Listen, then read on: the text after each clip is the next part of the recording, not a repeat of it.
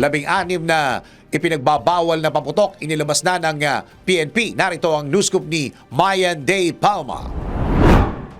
Naglabas na ang PNP ng listahan ng mga ipinagbabawal na paputok sa pagsalubong ng bagong taon. Ayon sa Bulacan Provincial Police Office, ipinagbabawal ang mga paputok na Super Lolo, Plapla, Piccolo, Giant Whistle, Atomic Triangle, Large Judas Belt, Large Bawang, Pop Pop, Boga, at Goodbye Philippines. Kabilang din sa mga pinagbabawal na paputok ang Bin Laden, Mother Rocket, Lolo Thunder, Coke in Can, Kabasi at Watusi. Nagpaalala naman ang BPPO na hindi pwedeng ibenta, bilhin at gamitin ang mga nasabing iligal na paputok at sa halip ay gumamit na lang ng alternatibong pampaingay gaya ng kaldero, malakas na speaker, busina ng sasakyan at iba pa.